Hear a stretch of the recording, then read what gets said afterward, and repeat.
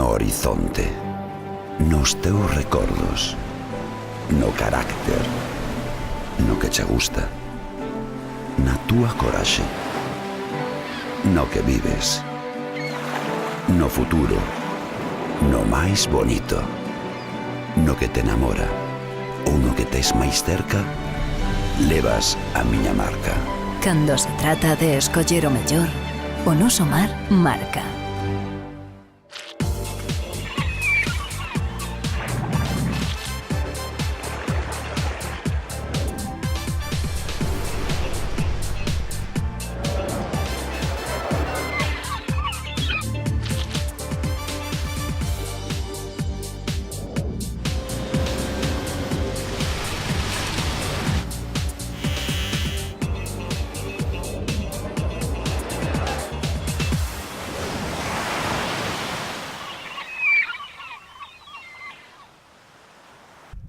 Ola, moi boas, damos a benvida a unha nova edición de Informar que temos que comezar novamente en Noia, onde as concesións permanecen pechadas por mor da toxina. Daremoslle conta tamén dunha serie de actuacións de limpeza que está a cometer Portos en varios concellos galegos, así como varias medidas para acabar cos vertidos nas rías. Estes e outros temas aquí hoxe en Informar. Comezamos.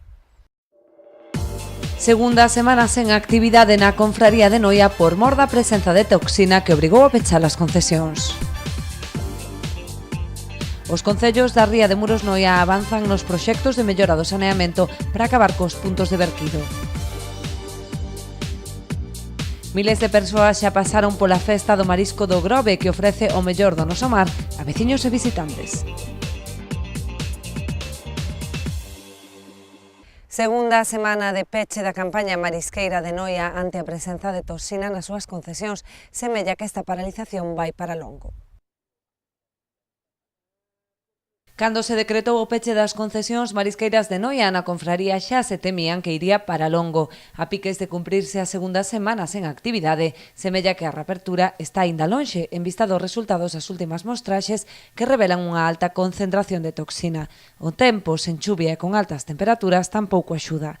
O Berres dou ainda subeu bastante 530, agora veixo o luns a 420, hoxe mandouse outras mostras, e, bueno, parece que quere baixar un pouco, pero a ver se ven chuvias e ventos, ou nordestes moi duros para quitar a toxina da ría, e, bueno, poder traballar como estábamos traballando, ¿no? Que estábamos todos contentos, ojalá que cambie o tempo e que millore para ir ao mar, vamos.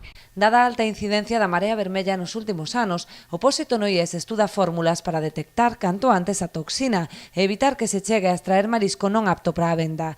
A este respecto, veñen de manter unha xuntanza con responsables do Intecmar para incrementar as mostraxes e axilizar os resultados, en colaboración coa empresa privada que a confraría ten contratada. Tamén valoran un cambio nos horarios de traballo dos mariscadores a flote.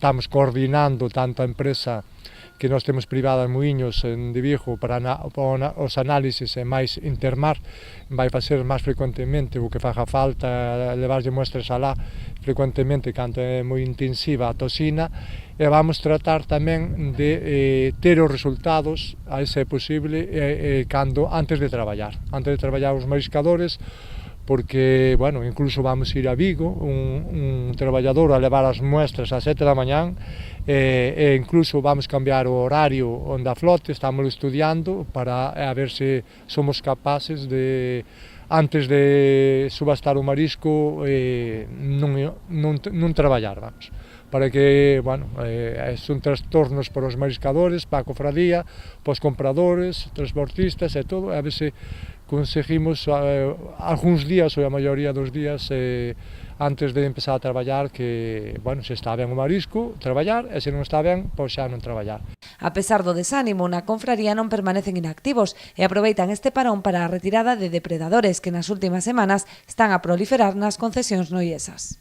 Estamos limpiando algas, e máis, sobre todo, estrella de mar, porque xa levamos, empezamos desde o luns, 3 días e xa levamos 3.000 algo de kilos.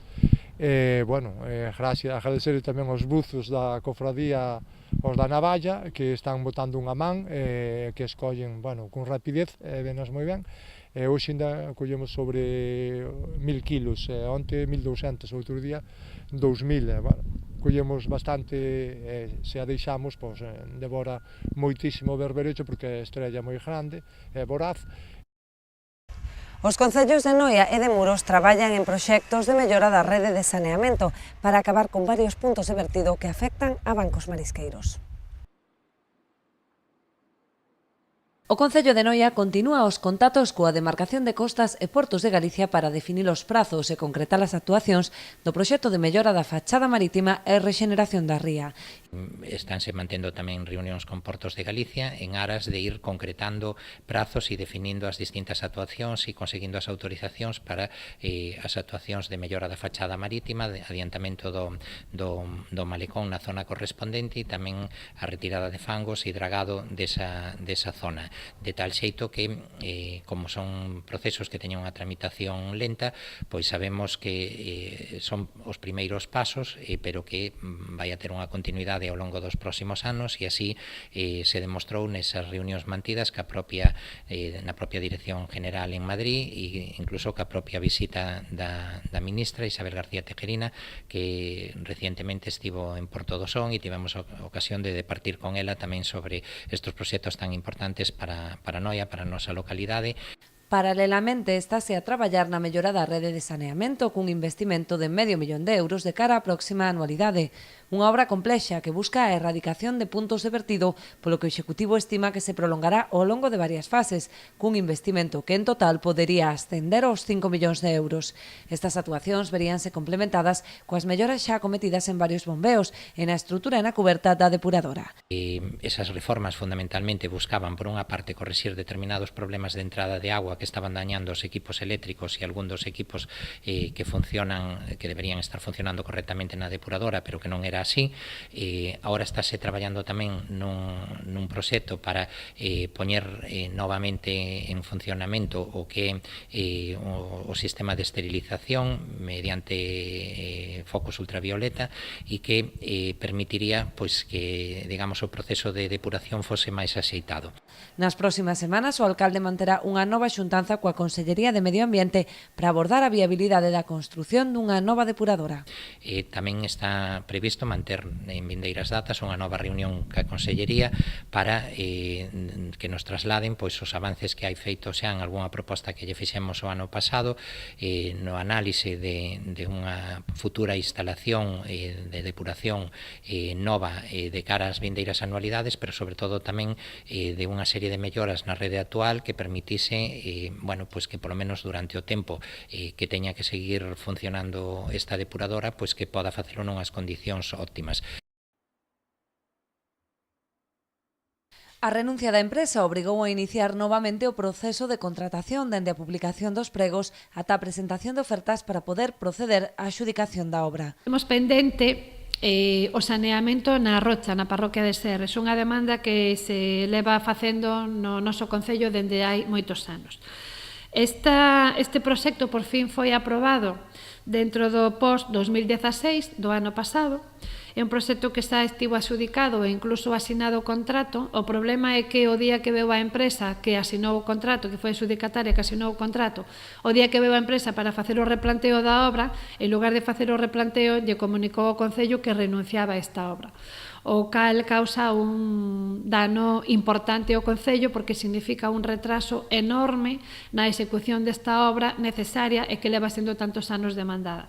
Isto significa, como o contrato xa estaba firmado, significa que hai que volver a iniciar o proceso de cero, volver a publicar os pliegos, volver a darlle oportunidade ás empresas que queiran a que presenten a súa oferta e a todo o proceso de adxudicación. Trátase dunha obra de gran importancia, posto que permitirá dotar de saneamento o núcleo da Rocha e eliminar un punto de vertido da Praia da Virxe, onde se empraza un dos principais bancos marisqueiros da Ría Murada.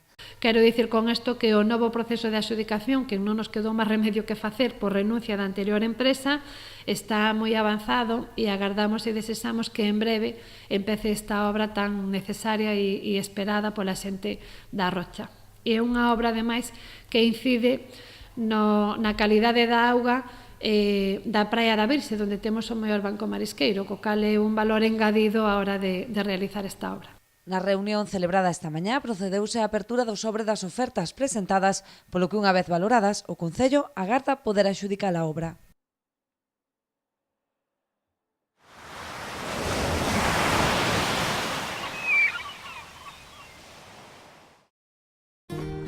Eu confío na conservación e o respeto ao medio ambiente. Eu confío na pesca de boixura artesanal e selectiva. Eu confío no traballo feito con esmero e agarimo. Eu confío no mellor sabor e na máxima frescura. Confía na calidade e busca este distintivo. Pesca de Rías, de onde senón.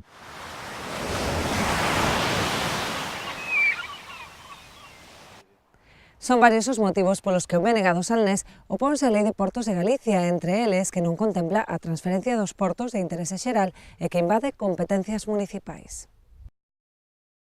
Desde o BNG consideran que o anteproxecto da Lei de Portos de Galicia, a primeira autonómica, é unha auténtica oportunidade perdida, posto que non contempla a reclamación da transferencia dos portos de interese xeral como o de Vilagarcía, porque é un ataque ao desenvolvemento sostible do litoral e porque invade competencias municipais. Así o denunciaron representantes do BNG do Salnés que, acompañados pola deputada Monse Prado, compareceron de forma conxunta en Vilagarcía. De facto, na práctica, obriga aos concellos a someter os seus propios plans de xestión e ordenación municipal aos propios designios das entidades portuarias, ademais con un claro interese privatizador e recalatorio. Para o voceiro do BNG de Cambados, Víctor Camaño, a lei é incoherente e agresiva.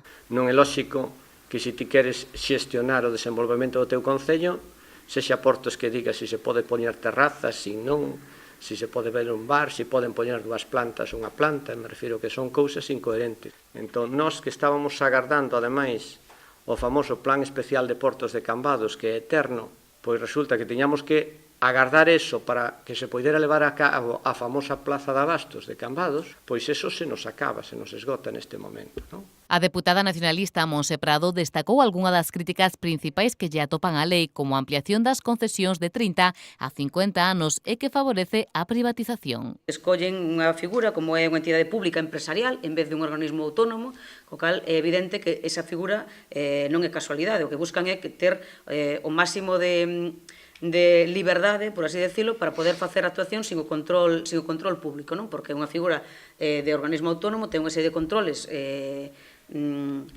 administrativos que non ten a figura de entidade pública empresarial, e o segundo é que, por exemplo, as concesións pois amplíase de 30 a 50 anos, non? O BNG presentou 106 emendas parciais e unha emenda á totalidade no Parlamento galego a esta nova lei e ten pensado facer o mesmo en cada un dos concellos afectados.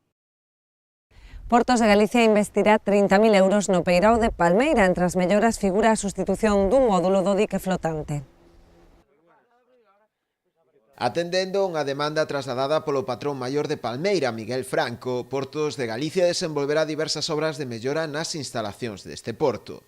Trátase, en definitiva, de pequenas actuacións propias dos labores de mantemento e conservación que o ente autonómico ven desenvolvendo de xeito periódico nas instalacións portuarias. A sustitución dun módulo do dique flotante que estaba dañado, certamente dañado, e que se vai sustituir por un novo. Despois teño entendido que o módulo que se retire vai a quedar a servicio da cofradía para tema de pertreitos. En segundo lugar, se vai a facer unha actuación de mellora do pavimento en formigón da rampa de varada, que, bueno, pois lógicamente por tema do uso, por tema da intemperie tamén, bueno, todo ese tipo de cuestións que sufren, pois eso, daños importantes na calidade do seu pavimento, pois tamén se vai a repoñer. E despois se van a instalar unhas torretas para abastecemento de luz e agua aos usuarios do porto solicitados pola cofradía, e que, bueno, pois a xestión despois correrá tanto por parte dos guardamolles como deles mesmos. As actuacións que serán realizadas de inmediato contarán cun investimento duns 30.000 euros. José Juan Durán referiuse tamén a unha solicitude realizada pola Confraría de Muros, consistente na construción dunha rampa para a descarga das embarcacións que se dedican ao marisqueo no porto de Esteiro. Trátase dunha bella demanda de hai tempo do Pósito Muradán, para a que existen xa varias alternativas. É unha actuación que xa se demandou hai tempo, pero que no primeiro emplazamento, xa hai unha serie de anos que se puxo sobre a mesa, había unha serie de inconvenientes de tipo medioambiental, e onte pois estuvemos avaliando dúas alternativas, non? Esas alternativas están a ser estudiadas en este momento por personal técnico do ente público, e cando teñamos unha proposta o falaremos ca cofradía. Ali me falan que se dan cita un número importante de embarcacións que siga o marisqueo en esa zona de Muros Noia, e, bueno, chegado o caso, si os emplazamentos que onte estuveramos comprobando allí no Porto reúnen esas condicións, pois evidentemente a Consellería do Mar, a través de Portos de Galicia, cometería a actuación e daríamos, digamos, saída a esa petición. Eu xa decía onte que non me parece unha petición descabellada, ni moitísimo menos, pero, bueno, hai que ter en conta que moitas veces ese tipo de peticións teñen que encaixar desde o punto de vista constructivo co que é unha legislación medioambiental que hai que respetar, non? As intervencións de limpeza de fondos levadas a cabo por Portos de Galicia permitiron retirar 7 toneladas de lixo nos portos de Vilanova e do Grove. Rodas, áncoras ou nasas son só algúns dos obxetos que se poden atopar no fondo mariño. Conscientes desta situación e do nocivo que pode chegar a ser para as especies que habitan nel, dende Portos de Galicia poñen en marcha cada ano o plan de limpeza de fondos mariños. A limpeza, digamos que supón unha mellora para que a fauna das dársenas, non? Que a veces o acumularse diversos tipos de materiais pois acaban dañando hasta facer desaparecer esos microorganismos, todo ese tipo de vida que existe no fondo das dársenas. E tamén, por suposto, cando poñemos en marcha este tema, pois o que queremos é contribuir a seguir concienciando ao conxunto da poboación do importante que é preservar o fondo mariño, o seu entorno dos portos, bueno, pois para o seu futuro, para o seu mellor estado ambiental, non? 5 portos galegos forman parte desta iniciativa: Baiona, Cesantes, Bueu, O Grove e Vilanova de Arousa. Nestes dous últimos recolléronse unhas 7 toneladas de refugallos. Sempre resulta un pouco anecdótico o tipo de cuestións que se retiran. Bueno, pois a título de anécdota, este ano me parece que se retirou un motor fuera a borda, se retiraron algún skateboard destos, bueno, estas cousas que caen normalmente xeito accidental e foron retiradas, pero despois o habitual son rodas que forman parte das defensas de Rosario, cabos, nasas, caixas, algún contenedor, bueno, ese tipo de cuestión, non? Este plan que estamos desenvolvendo na provincia de Pontevedra, en este caso xa executado, se está executando estes días na provincia de Coruña, tamén se fará na de Lugo, e, bueno, deste xeito contribuimos a manter no mellor estado posible as dársenas portuarias autonómicas. Tendo en conta os 5 concellos nos que se está a actuar, dende Portos de Galicia afirman que unhas 18 toneladas de lixo foron retiradas dos fondos mariños. Despedimos o informar desta semana propoñéndolles un plan para esta ponte festiva, a Festa do Marisco do Grove, que xa se está a desenvolver dende a pasada fin de semana con gran afluencia de visitantes. Nos despedímonos ata o vindeiro xoves á mesma hora, aquí en Canal Rías Baixas. Ata entón. A primeira hora nos postos da Festa do Marisco do Grove non había parada. Os vendedores preparaban todo para ter o marisco a punto para cando chegase a xente. Abrindo ostra, xa para empezar ahora ás 12 na caixa, en canto abran a caixa, pois para ter unhas racións abertas xa. Temos a empanada de atún, a de zamburiña, a de millo con zamburiñas. Aquí temos o que máis sale, que é o mexillón ao vapor, o mexillón de amegrove. Tamén facemos mexillón en vinagreta, mexillóns tigre, que é con bechamel, algo picante, e croquetas de marisco máis de mexillón. Cocidos, van cocidos tanto a nécora como o camarón. E os visitantes, coa boca xa feita auga, botaban un ollo ao amplo e exquisito menú pensando o que pedir. Empanada de zamburriña, ración 4,50, fideos marineros con anesias, mejillón, berberecho y zamburriñas, 5,50. A mí lo que más me gusta son los berberechos, es lo que voy a pedir, luego ya veré el pulpo o lo que sea. Hombre, a mí lo que me gusta mucho son los mejillones al vapor. Así se viviu a primeira xornada da Festa do Marisco do Grove, que está a celebrar durante a pasada fin de semana e a próxima a súa edición número 54. A pesar de que se agarda que o forte chegue despois da ponte, a primeira noite non estivo mal. Inaugurouse onte ás 7:30 da tarde. Está indo moi ben. Sí, onte saleu bastante empanada. Para ser o primeiro día saleu bastante. Os grovenses están todo o ano desexando que cheguen estes días. Bo ambiente, ofrecer o noso produto, é unha mostra impresionante do produto que temos, abrir as portas ao resto do mundo. E despois de todo toca probar o produto saboroso e da ría. Pues me gustó las almejas y el pulpo. Buenísimo.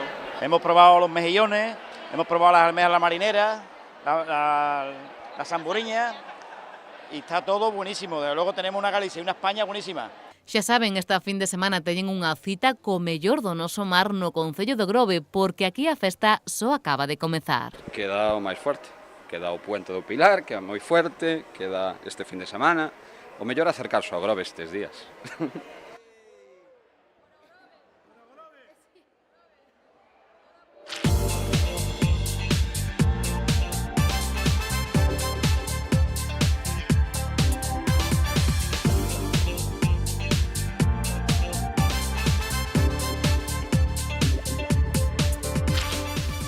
No horizonte, nos teus recordos, no carácter, no que che gusta, na túa coraxe, no que vives, no futuro, no máis bonito, no que te enamora ou no que tes máis cerca, levas a miña marca.